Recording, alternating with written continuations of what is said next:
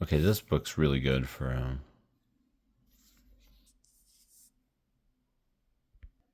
This book is great. I remember being really delighted by this book because it actually makes a really good point. How to talk about books you haven't read. This book kind of gleefully urges dishonesty, saying like you don't have to tell anyone you haven't read something. Just say you read it. I'm like, geez. And here's how you can fake your way through it. But the larger point that it makes is one that I agree with, and that is that you can have a good conversation about literature with anybody about anything if you have a good idea of the larger pictures. Because somebody can tell you something and you can be like, that reminds me of this, or that connects to this, or that's part of this larger thing I've heard about, or read about, or read something else in. He also gives a number of like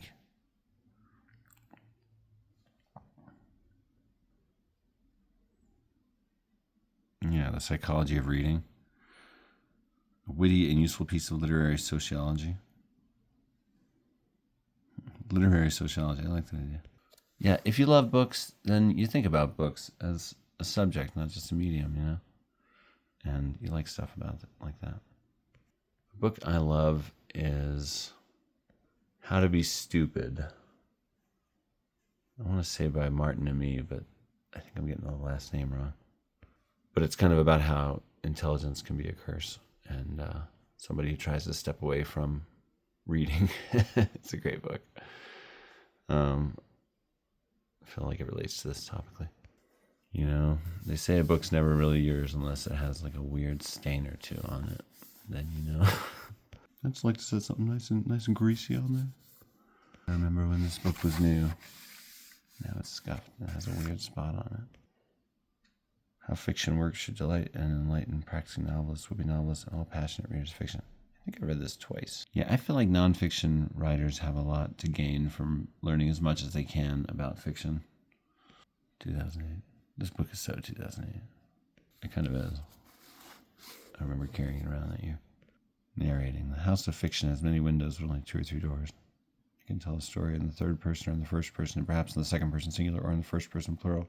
The successful examples of these latter two are rare indeed, and that is it. Anything else probably will not much resemble narration. It may be closer to poetry or prose poetry. Yeah, that's cool to get all nerdy and talk about real specific stuff. I love it. Also, shout out to Bertie Wooster. This was a recent acquisition from a high school free box. I mean, some old stuff kicks around. High school 74, awesome. Yeah, that's so 74. Look at that. Whoa. This book's older than me. Grandfather, I salute you. I'm nobody. Who are you? Night clouds. The language of a poem. That's cool. There's not enough things written about poetry. I'm always saying this. Where's all the poetry books? I should have a case of like poetics. And it's just not that in circulation. I've read this a couple times. Self-editing for fiction writers. I could totally be like a pro editor. I'm like pretty experienced. You hear me, world? Hire me. I recently edited a friend's book for money, and because he's actually a good writer and wrote it well, and anyway, he was very happy with my feedback, and I enjoyed that process. It was really cool. Yeah, I guess I'm hack for hire. Whatever you need. I'm just kidding. Like I'm some. No, I mean, I'm not kidding that I would entertain any option to make money in this world. That's ethical. Like when I was delivering rugs, I met this lady and we got to talking. She was like, you should be doing something with your writing skills. She's like, you should work for my son's firm. And she gave me this number to call. And I looked this firm up. And I had this real ethical dilemma because they like write like PR stuff for like climate change denying fossil fuel companies and those public firms that private equity. That's what I mean. Private equity firms that like liquidate places. Just and some really nasty government interests. I couldn't believe it. I was like, what? This is like Satan coming to me with an offer. And so I didn't apply for that job. I called them before I really researched them, and they told me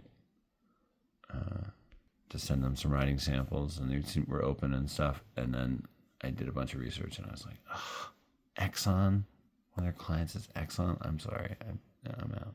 And one time I met a lobbyist for the Koch brothers at a bar in Albuquerque, Bert's Tiki Lounge. Back in the day, it was a free music venue in town, whole scene, real trashy ambiance, retro exotica tiki theme. Anyway, I ran into this guy, and he was like radiating evil. He was just like laughing about how he lived for nothing but money, and he was like a Wolf of Wall Street character.